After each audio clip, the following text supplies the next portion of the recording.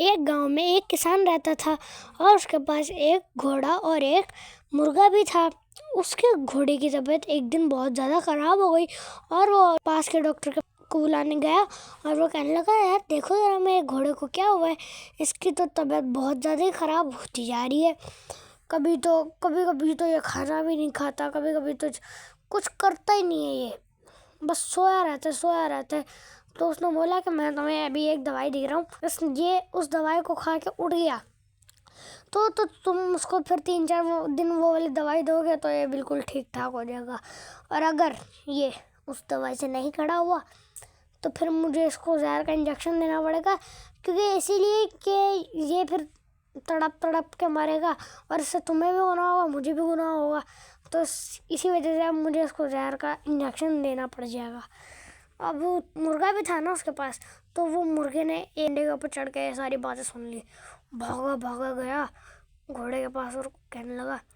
اوے بازن، مالک نے تیرا بتا دیا ہے وہ ڈاکٹر کو، اب وہ کہہ رہا ہے کہ اس نے ابھی تیرے پاس آئیں گے مالک تھوڑی دیر بعد، اور وہ تجھے کھانے کے ساتھ نا تھوڑی سی دوائی ڈالیں گے، صحیح ہے، اور وہ دوائی کھا کے بس تجھے اٹھنا ہے، ورنہ پھر تجھے اگلے دن زہر کا انجیکشن لگ جائے گا۔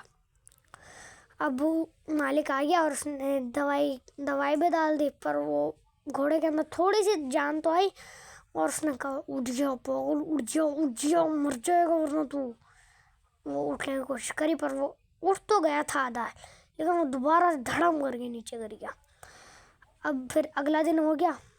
مالک نے سوچا کیا یار یہ ابھی مرنے والا ہے، اس کو پھر کیا ہی کروں گا میں اگر یہ مر گیا۔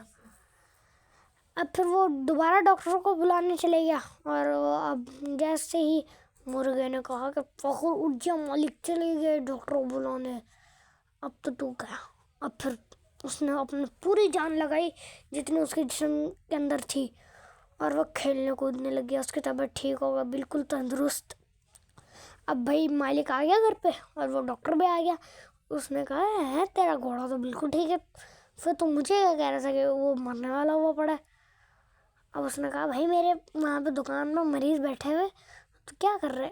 مالک نے کہا یار تو غصہ ٹھنڈا کر، آج میں تجھے بنا کے دوں گا تندوری چکن۔ مرغے نے کہا کہ تیری چکر میں میری جان چل جائے گی اب۔ گھوڑے نے کہا آج کل تو ایسے ہی ہوتے بھائی صاحب، یاد رکھا کرو کہیں دوسرے کو اٹھاتے خود ہی نہ اٹھ جاؤ۔ تو دوستو اس کا نتیجہ یہ نکلا کہ اگر کوئی کسی کو اٹھائے گا تو وہ خود ہی نیچے گر جائے گا۔ اللہ حافظ۔